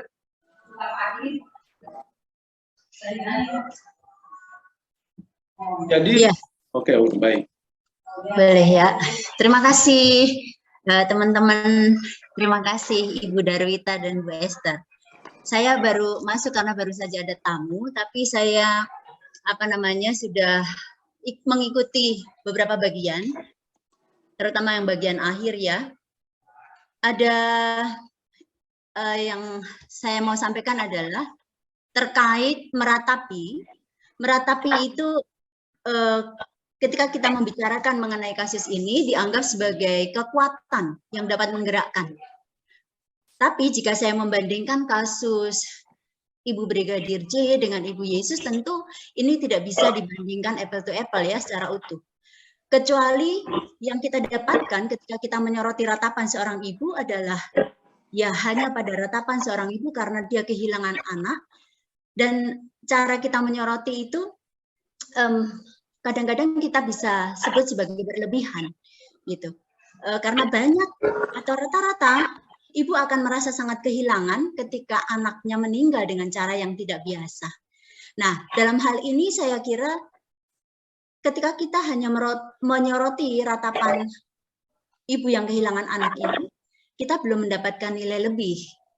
Bahkan cara kita merespons ratapan manusia secara parsial dan berlebihan, serta tidak mempertimbangkan perkaranya secara utuh bisa menimbulkan bias, yaitu ketidakmampuan untuk mengambil keputusan etis secara tepat, bersikap secara tepat, dan memberi permakluman pada akhirnya secara tepat juga. Mengapa demikian? Karena kami pernah berhadapan dengan jemaat laki-laki yang punya perasaan yang sama dengan perasaan seorang ibu. Artinya bahwa ratapan itu bukan milik para perempuan atau ibu saja. Seorang bapak yang kehilangan anaknya tidak bisa melupakan segala sesuatu yang lain yang ada di sekelilingnya ketika anak pertamanya meninggal karena kecelakaan. Dan itu berlangsung berbulan-bulan begitu ya. Artinya bahwa perasaan meratap itu bukan hanya milik para perempuan, juga para ibu, para ayah pun memiliki ratapan yang sama. Nah, bagaimana pandangan ibu berdua dengan pandangan seperti ini? Terima kasih. Ya, sebelumnya terima kasih dulu karena sudah menyampaikan suara laki-laki juga bisa meratap, Bapak Ibu sekalian ya, terkait dengan apa yang terjadi dalam kehidupan keluarga. Baik, sebelum direspon ini ada satu lagi karena ini sebuah pendapat saja yang saya kira, jadi mohon maaf sedikit berpendapat, mungkin lebih tepatnya kesejajaran daripada kesamaan, karena berbicara tentang laki-laki dan perempuan sepertinya sampai kapanpun tidak akan sama. Ini dari saudara atau Bapak Chris Henry ya. Mari silakan Ibu Darwita dulu, lalu kemudian Ibu Esther. Mana saja kira-kira yang bisa direspons, silakan. Oke, baik. Saya dulu ya, Kak Esther ya. Baik, ya terkait dengan masalah kesamaan gender dan ada kesamaan hak gitu ya. Mungkin kalau kami lebih senang menggunakan bukan equality, tapi equity. Equity itu adalah keadilan gitu ya, sesuai dengan kebutuhan orang tersebut. Jadi memang nggak bisa disamakan laki-laki dan perempuan gitu ya, karena memang dari segi anatomi tubuh gitu ya, kodrat apa pemberian given yang diberikan pada laki-laki dan perempuan itu berbeda gitu. Tapi bukan karena berbeda lalu dibeda-bedakan. Di sini adalah equity itu adalah keadilan sesuai dengan kebutuhan. Kalau bisa saya share screen, kira-kira seperti ini, gitu ya. Kalau equality, maka dia akan diberikan sama semuanya, baik laki-laki dan perempuan. Tapi kalau equity, maka disesuaikan dengan kebutuhannya. Nah, sebenarnya dalam perjuangan feminis itu adalah equity, bukan equality, gitu ya. Sehingga kita bisa paham sesuai dengan kebutuhan. Perempuan itu butuhnya apa, laki-laki itu butuhnya apa. Itulah yang diberikan, yang dipenuhi tentang hak-haknya, gitu ya. Kira-kira seperti itu yang hendak saya sampaikan. Sehingga kalau dikatakan itu adalah perjuangan tentang kesamaan hak, tentu kita setuju gitu ya, terkait dengan haknya gitu ya. Hak untuk persamaan dalam hukum, hak dalam persamaan di dalam budaya dan sebagainya gitu, sesuai dengan fungsi, dengan equity yang tadi, kebutuhan laki-laki dan perempuan yang berbeda itu. Nah, kemudian saya mau menyebutkan juga terkait bahwa memang gender meratap itu tidak berjenis kelamin. Meratap itu bisa terjadi pada laki-laki dan pada perempuan. Tapi kenapa pada saat ini, karena fokus kita adalah membicarakan tentang ibu gitu ya, ibu yang tadi pendeta Kak Esther dengan apik menyebutkan gitu ya, bahwa tangisan itu selalu menjadi milik perempuan di dalam konstruksi masyarakat patriarki. Karena kita selalu mengatakan pada perempuan, jangan cengeng seperti perempuan. Kenapa nggak pernah kita keluarkan pernyataan jangan cengeng seperti laki-laki? Pernyataan itu nggak pernah keluar. Tapi cengeng itu, air mata itu selalu diidentikan dengan perempuan. Nah, konstruksi masyarakat patriarki lah yang menempatkan bahwa meratap itu adalah bagian dari milik perempuan, gitu ya, konstruksi masyarakat patriarki. Walaupun sebenarnya meratap itu adalah milik laki-laki dan perempuan. Kalau kita perhatikan di media juga, yang saat ini pemberitaan-pemberitaan terkait dengan keluarganya Brigadir Joshua, maka yang lebih banyak bicarakan tentang tangisan itu selalu dikaitkan dengan Ibu Rosti Simanjuntak, bukan kepada Bapak Samuel Huta Barat. Silakan cek itu juga di media. Kenapa bisa seperti itu media? Lagi-lagi konstruksi, yang lagi-lagi saya katakan, maka kita perlu dengan kesadaran kritis untuk melihat itu. Lagi-lagi karena itu tanpa disadari, itulah budaya patriarki yang terframe oleh media kita. Kalau menangis itu adalah perempuan. Tapi ketika menyatakan pendapat-pendapat dari situasi itu, maka Bapak Samuel Huta Barat gitu yang diperlihatkan dalam media. Jadi bias-bias gender itu sangat kuat sekali juga di dalam media kita gitu ya. Sehingga saya katakan bahwa meratap itu bukan hanya milik tidak berjenis kelamin, dia tidak bergender, dia itu bisa dimiliki oleh laki-laki dan perempuan seharusnya, tetapi kitalah yang dalam konteks budaya konstruksi masyarakat patriarki yang menempatkan ratapan itu adalah milik perempuan. Nah, pada saat ini kita menyoroti kenapa ratapan itu diungkapkan ke atas ini, bahwa ratapan yang dianggap lemah itu dalam konstruksi budaya patriarki ternyata bisa menjadi sebuah kekuatan, gitu ya, bisa menjadi sebuah kekuatan. Ini adalah sebuah kekhasan, gitu ya, keunikan dari perempuan yang dikonstruksikan itu, gitu, dalam budaya patriarki itu. Ternyata kita bisa mengolah itu, gitu loh, mengolah itu menjadi sebuah kekuatan, gitu. Walaupun ada mungkin orang melabeli, itu kan hanya untuk menarik simpati. No problem. Menjadi sebuah gerakan yang juga memperjuangkan keadilan. Saya pikir itu nggak menjadi sebuah persoalan gitu.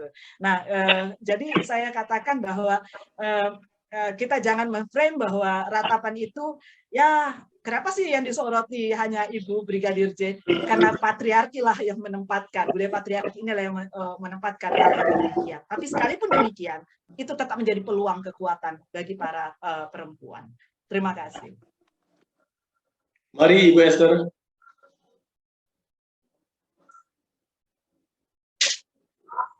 Ya, terima kasih ya. Saya pikir sudah jelas penjelasan tadi ya. Dan buat Saudara Andi itu apa namanya ya? Tadi membaca bilang artikel bahwa ini feminis kebablasan dan lain-lain. Itu kan pikiran juga toh, kita harus lihat nih dari mana, belum tahu apa isinya sudah mau judge gitu loh. Isi di dalam itunya tuh kan itu juga kita juga harus lihat siapa yang menulis itu, apa dia benar-benar tahu isinya seperti yang diungkapkan tadi sama Ibu Darwita ya, gambar tadi itu kelihatan. Jadi maksudnya ya itu tadi memang membangun kesadaran feminis itu tidak secepat dan juga bukan tanpa tantangan ya. Apalagi bagi orang-orang yang memang memperjuangkan itu ada banyak sekali tantangan. Jadi ya itu, jadi nanti bisa kok di Abial juga ada mata kuliah teologi feminis, boleh ikut. Ada artikelnya Pak Minggus juga tentang selayang pandang, tentang teologi feminis, boleh. Jadi supaya kita tahu benar apa sebenarnya yang diperjuangkan. Ya. Nah, lalu kemudian yang apa namanya, yang tadi ya buat dari Ibu Atni sudah juga terjawab menurut saya ya, kenapa kita pilih itu tadi. Dan memang konstruksi masyarakat ini kan kalau laki-laki yang menangis kan dianggap lemah. Ya, makanya laki-laki tidak menggunakan tangisan sebagai kekuatan karena mereka sudah kuat. Tapi buat perempuan seperti tadi, dia tangisan yang dianggap lemah itu bisa menjadi kekuatan. Dan bukan berarti bahwa laki-laki tidak bisa menangis, tidak punya perasaan mengungkapkan. Di Perjanjian Lama kita tahu sekali bagaimana Yakub ketika dapat kabar anak kesayangannya dari istri yang dicintainya, Yusuf, Rahel punya anak Yusuf, dikabarkan dihilang, dibunuh begitu. Bagaimana reaksi Yakub? Yakub sampai menangis, sampai mata buta. Jadi bukan laki-laki tidak nangis, tapi dalam kasus ini kami memang memilih, kebetulan yang nangis tuh ibu mamahnya, bukan papahnya. Nah kalau papahnya yang nangis, kita bikin memang papanya menangis, ya? Dan kami bandingkan itu. Jadi bukan berarti laki-laki tidak. Di Alkitab sudah melihat itu, tetapi itu kemudian apa? Dan menurut saya juga ketika Yakub bisa menangis bahkan sampai buta karena kehilangan anak kesayangannya, itu juga cara Yakub untuk bertahan hidup. Ya? Karena ketika dia tidak menangis, mungkin dia sudah kena stroke dan pergi. Tapi dia salurkan tangisan itu, bahkan sampai matanya buta karena nangis terus. Ketika membaca itu, apa namanya, tentang cerita itu, saya nangis terus juga ikut gitu. Betapa sedihnya si papa ini ya kehilangan itu. Saya bisa bayangkan sampai buta. Bayangkan orang tua kita nangis karena kehilangan kita tuh sampai buta itu loh. Betapa sedihnya berarti kan. Nah itu yang juga. Jadi kami bukan berarti kami lihat begini langsung membedakan. Oh laki begini, perempuan begini. Enggak. Itu perspektif atau paradigma yang salah tentang apa itu teologi feminis atau apa itu feminis. Ya. Jadi itu aja saya mau di samping juga menjelaskan semua yang tadi diungkapkan oleh Kak Darwita ya, itu sudah saya pikir sudah sangat jelas. Itu aja Pak, terima kasih. Baik, ada dua yang memberikan catatan di ruang chat. Dan setelah itu nanti bisa langsung direspons. Oh ada 3, ini ada tambah lagi. Oh 2 ya, jadi respon. Jadi ada tanggapan di ruang chat, nanti akan saya bacakan. Setelah itu langsung direspons oleh Ibu Esther dan juga Ibu Darwita. Sekaligus juga closing statement-nya karena waktu ya. Karena waktu yang ada kita berakhir di pukul 12.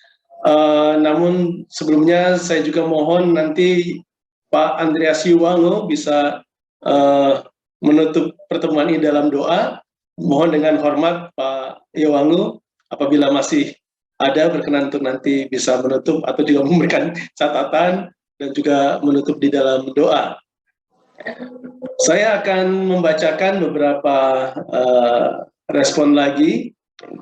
Yang pertama dari Bapak Donald Siagian. Mohon maaf Ibu Darwita dan Ibu Esther, tadi saya mendengar bahwa ketika masalah ini selesai maka ratapan seorang ibu akan selesai. Yang ingin saya tanyakan adalah, bukankah ratapan yang seorang ibu akan berlangsung selama hidupnya ketika seorang anaknya meninggal?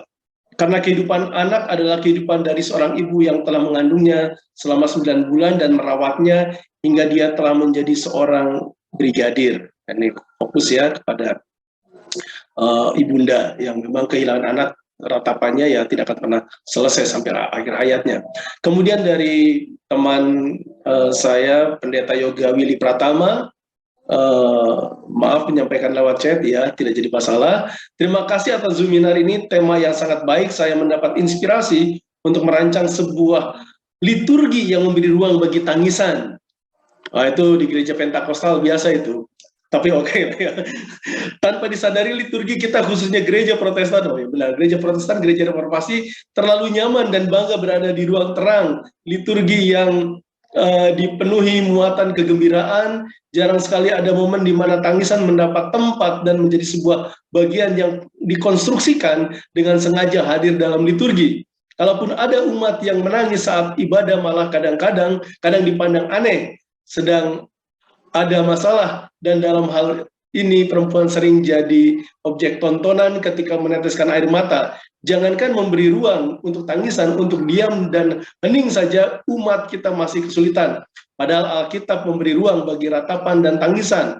Yesus pun menangis, menjadi penguat bahwa Allah hadir di ruang gelap dalam kegundahan dan ketidakpastian yang tercipta karena dunia yang tidak adil. Ya, itu dan masih ada lagi sekalian saja gitu ya. Dari Ibu Atni, dari penjelasan saya setuju bahwa ratapan bisa menjadi kekuatan, ratapan yang biasanya dipandang sebagai kelemahan, tetapi kelemahan ini bisa dipergunakan pelaku kejahatan, tindakan yang tidak benar untuk membalikan keadaan dengan cara berperilaku sebagai korban atau playing victim, sehingga seseorang bisa lepas dari sanksi dan hukuman. Sebaliknya mendapatkan apresiasi. Lalu dari Ibu Maria Setiawati juga, misteri kematian tak ada yang tahu jalannya, sangat beragam, terkadang sangat teramat di luar duga, pun sangat mengiris pedih luar biasa. Waktu telah menjemput, adakah mampu merasa kini kasih Tuhan yang sungguh teramat luar biasa baginya. Merenung semakin dalam di hadapan hadirat-Mu Tuhan, runduk kutunduk sekilas paham walau terbenam, dan meski masih berulang, pergi dan datang, kuatkan ya Tuhan Engkau yang selalu menyertai, mampukan ku sungguh mengerti rencanamu. Tak ada satupun yang terkecuali. Di hening, khusyuk, meresap di kalbu, semua indah pada waktumu. Syukur dan terima kasih ya Tuhanku. Sebuah puisi dari Ibu Maria Setiawati. Silakan Ibu Darwita merespon semuanya, sekaligus juga closing statement-nya, juga kemudian nanti dilanjutkan oleh Ibu Esther, dan nanti kami mohon Pak Andreas Siwangu bisa mengakhiri pertemuan kita dalam doa. Silakan Ibu Darwita. Ya, baik. Ya, baik, terima kasih. Mungkin tadi Pak ya, mungkin bisa saja kita juga saling kurang memahami gitu ya. Memang tadi kami mengatakan bahwa ketika kasus ini selesai gitu, tapi bukan berarti bahwa ratapan selesai. Yang mau saya katakan tadi adalah bahwa ketika kasus ini terungkap dengan kepastian, maka akan ada dua. Itu bisa menjadi sebuah gerakan atau itu bisa menjadi sebuah ekspresi kesedihan, gitu ya. Dia akan tinggal menjadi sebuah ekspresi kesedihan ya. Tentu akan dibawanya terus menerus, tapi sekali lagi meratap itu bukan hanya dalam mengungkapkan kesedihan, kerapuan, putus asa, tapi juga kita memohon pertolongan daripada Tuhan gitu ya, untuk kita bisa menerima kesedihan ini begitu. Jadi saya setuju bahwa kita akan tetap terus meratap, tapi meratap dalam pengertian bukan hanya berakhir dengan kesedihan, tangisan, tapi juga memohon pertolongan daripada Tuhan supaya kita juga bisa menerima dari kesedihan hidup ini gitu. Kemudian kita tentang ratapan itu kekuatan, tapi bisa ratapan itu menjadi suatu cara orang untuk melakukan politisasi, playing victim dan sebagainya. Saya pikir kita melihatnya dari mana untuk orang memerankan itu gitu ya. Apakah itu dia menggerakkan ratapan itu sebagai sebuah kekuatan untuk keadilan, tapi bisa juga ratapan dipergunakan adalah untuk menguntungkan diri sendiri. Jadi saya pikir itu seperti dua sisi mata uang. Ya tergantung pada orang tersebut ingin melakukan pada apa dan bagaimana kita menyikapi terkait dengan hal itu begitu. Jadi kita nggak bisa mengatakan ratapan itu harus untuk keadilan, ratapan kita nggak bisa karena itu kembali lagi tergantung kepada siapa yang memainkan peran untuk meratap itu. Tapi kita ingin mengatakan bahwa ratapan itu bukan sebuah kelemahan. Tapi ratapan itu adalah kekuatan. Bahkan saya mau katakan dalam pikiran akal saya, ketika dia berhasil memainkan playing victim dengan ratapan, bukankah itu kekuatan juga gitu ya? Kekuatan dia melakukan sesuatu yang negatif begitu. Jadi saya pikir ratapan itu bisa menjadi sebuah kekuatan, bukan kelemahan seperti yang dalam konteks patriarki yang sering mengatakan bahwa ratapan itu adalah sebuah kelemahan, itu adalah sebuah yang dianggap rendah dan sebagainya gitu. Jadi melalui ini kita ingin membongkar tentang apa itu ratapan yang sering sekali diberikan, yang sering kali dilekatkan, dilabelkan kepada kaum perempuan seperti itu. Nah, untuk selanjutnya saya pikir saya sampai di situ saja. Mungkin Kak Esther bisa melanjutkannya. Silakan Kak Esther. Ya, terima kasih. Ya, saya juga saya pikir sudah semua ya. Saya hanya mau bilang bahwa ratapan tangisan itu adalah kekuatan, ya. Kekuatan yang pertama dia daya untuk bertahan hidup. Jadi jangan jangan takut nangis gitu.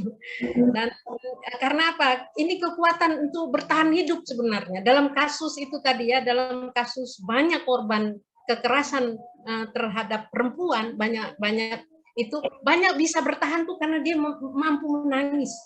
Dia menangis walaupun itu mungkin tangisan, dia menangis sendiri dalam kesunyian. Tapi ada Tuhan gitu. Pasti kita sebagai orang beriman ya, ada Tuhan menemani dia sehingga dia mampu bertahan dengan menangis. Jadi tangisan itu bukan sesuatu yang cengeng, kecuali drakor ya. Itu memang banyak sekali, kalau di drama Korea itu banyak sekali tangisan. Nah, itu kan memang drama, namanya drama, tapi kalau di sini kan enggak, itu daya tahan hidup. Buat saya tangisan itu daya tahan hidup. Sehingga ini tidak harusnya laki-laki juga boleh menangis menurut saya ya. Jangan malu untuk menangis karena itu juga sebagai apa? Sebagai saluran untuk mengeluarkan rasa yang mungkin terpendam, kemarahan, bisa jadi kemarahan dan lain-lain, sehingga lebih sehat dengan menangis itu. Ya. Dan buat kita semua juga memang lebih sehat dan bisa bertahan hidup. Lalu kemudian yang kedua, buat saya tadi tangisan itu bisa menjadi kekuatan untuk melakukan perubahan. Ya. Penggerak yang akan menggerakkan suatu perubahan sosial. Jangan anggap enteng tanda kutip tangisan.